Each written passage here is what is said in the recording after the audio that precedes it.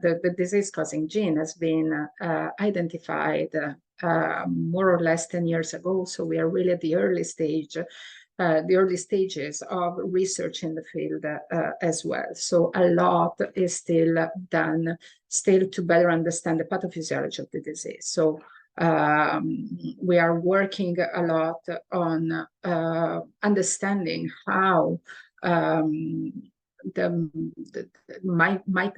how mutated microglia in these patients get to determine what we see in patients, because again, we are talking about a disease that starts in the 4th to 5th decade, while we are presented with a mutation that is there since birth. So what's going on, how it happens that at a certain point, a system that has always been working stops to work and manifests itself with symptoms.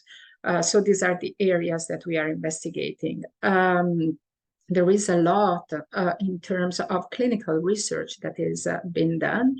There are natural history studies ongoing because we need to understand better how the disease presents and evolves over time.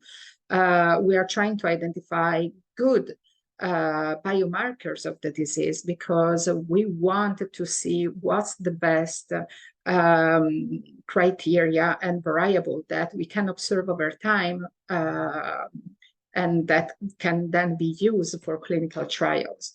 One important thing in terms of natural history, and this is something that I wanted to add, is that ALSP, as far as we know it, has an incomplete penetrance and a very high intrafamilial variability. So again, for clinicians, this is a very important piece of information to keep in mind, because sometimes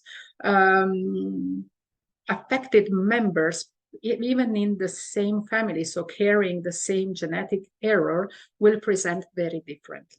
So it's not that as soon as you have one patient in the family that deteriorates, for example, very fast, that does not mean necessarily that other family members with the same error will present the same progression. So that's another area of research that needs to be developed. So why patients carrying the same error have such a high variability in terms of clinical expression.